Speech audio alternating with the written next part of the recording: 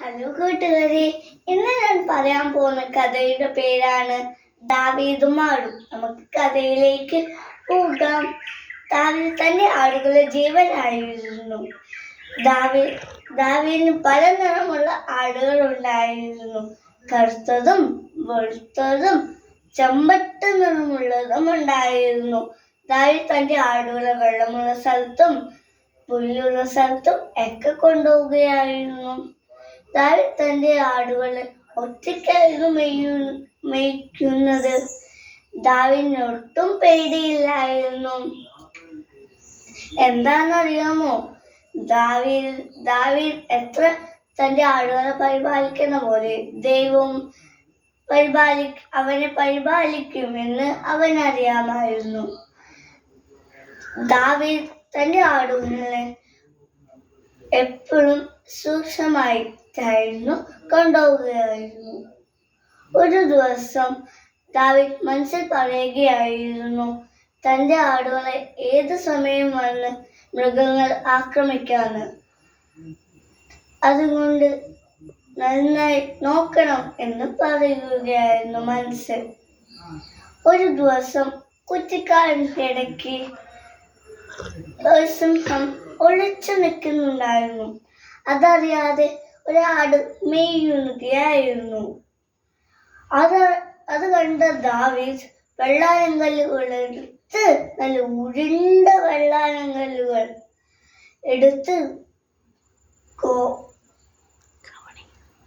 കവിണയിൽ വെച്ച്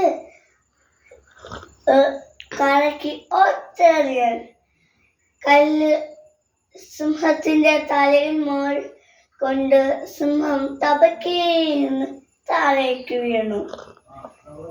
അതേപോലെ പിന്നെ ഒരു ദിവസം തന്റെ ആടുകളെ ദാവീദ് മലമുകളിലും പുൽത്തകടുകളിലും കൊണ്ടുപോവുകയായിരുന്നു.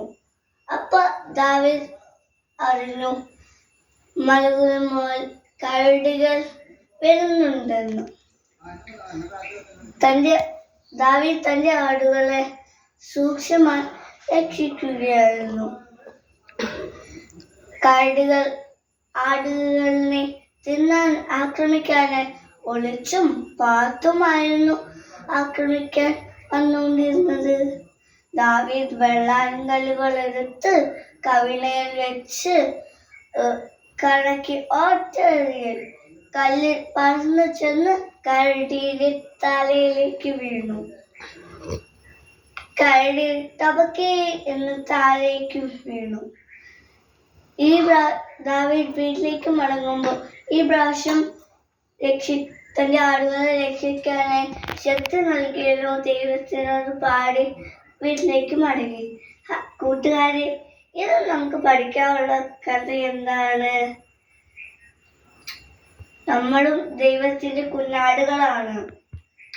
ദാവീദ് തന്റെ ആടുകളെ സിംഹത്തിൽ നിന്നും കരടിയിൽ നിന്നും രക്ഷിച്ച പോലെ ദൈവവും നമ്മൾ രക്ഷിക്കും. Thank you.